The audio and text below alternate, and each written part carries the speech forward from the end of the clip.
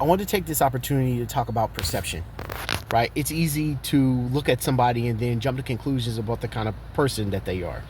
And I feel like, especially with a lot of black patients in dialysis centers, there's this perception that we are incompetent and lazy. That's why some nephrologists and, some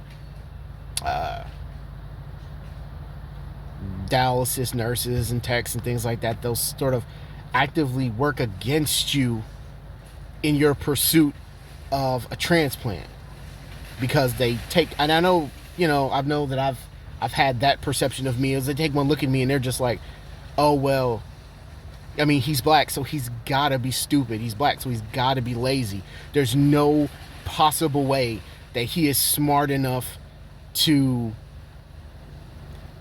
be able to do the necessary things that he needs to do. As I've stated before in a prior video, I had a nephrologist who would withhold information from me to sort of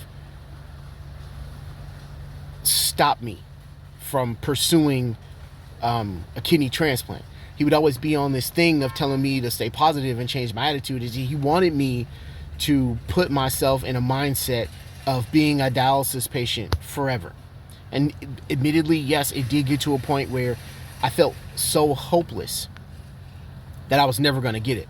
And the more research I did about this, the less likely it seemed that I was going to get it. Right? But, and I didn't want to make this a rah-rah speech. I didn't want to make this like some motivational speech because I'm not a motivational speaker. Like, I don't do the stay positive stuff. I like absolutely detest that. You hear enough people telling you that and you're just like, oh, and you become numb to it, right? But that's not what this is. But I just, I didn't have any other options but to do dialysis if I wanted to live. And I was still on the transplant list, but I wasn't hedging my bets on that. And then eventually I got the call 4.5 years later and I got the transplant. I actually did get it. But there was this idea, and I would get this every dialysis center that I went to before I switched to home hemo. Is I had a nephrologist say to me, because I was under the impression that I was going to be doing dialysis for maybe like 3 years, and then they were gonna, because you hear all this bullshit about, oh well, you're a young guy, they like young people, they're going to try to get you a transplant as fast as possible, and then you're just waiting and you're just waiting and you're just waiting and nothing. You don't hear anything from the transplant center. You don't hear anything. So your mind starts to wander, and all these insecurities start to set in of like, what if I'm that guy that's going to be on dialysis for like 15 years and I just eventually get so old that they're just going to be like, listen man, you're too old, you're too sick. All of these things have happened to you within the process of you waiting for this, and now you're ineligible. We can't help you. I was so scared of that. I was scared of that all the time. That was one of the reasons why I wanted to get the transplant as fast as I possibly could before anything else happened. While I was on the transplant list, I got a sepsis infection twice. But I've had issues with my graft shutting down. Just anything could happen. I was just fortunate enough where I never got COVID, but anything could have happened that could have prevented me from getting a transplant. So it was imperative to me to get the transplant as fast as possible. But I would have these nurses, these techs, from these other countries that they don't care about us. They don't care about American citizens. And least of all, they didn't care about black people. These doctors that would prefer to see other patients that either look like them or that are adjacent to their demographic get the transplants before somebody that looked like me did.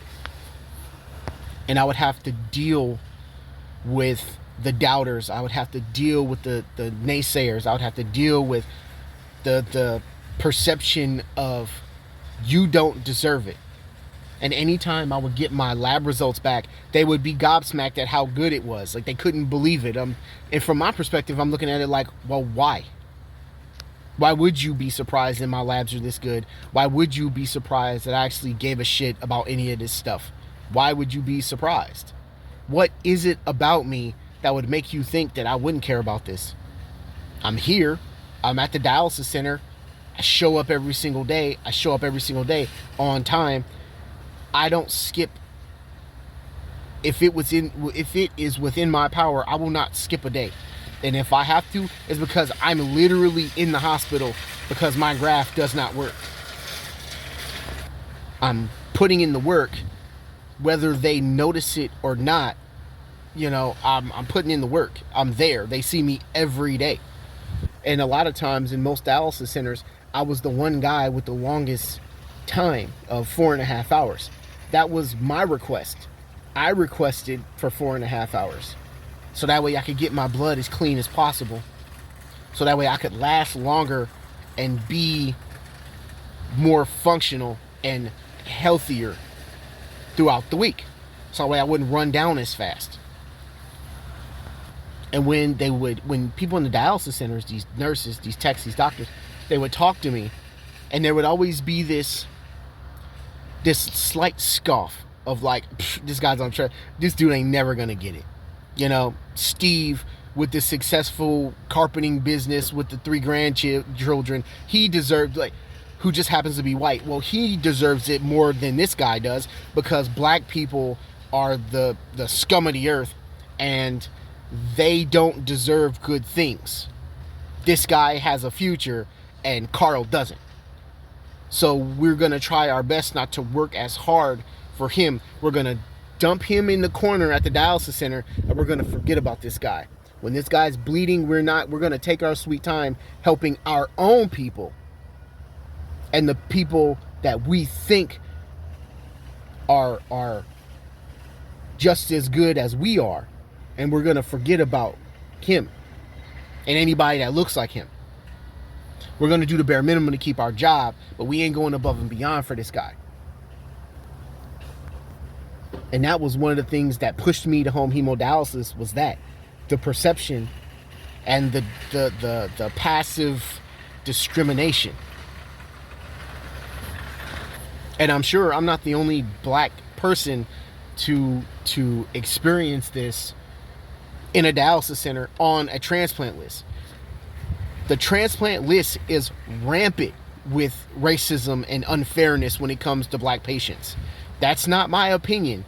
That's not an angry militant opinion. Those are facts. You can Google that and you can see those statistics, that there is a huge discrepancy between black patients and whites and Asians. That's a real thing.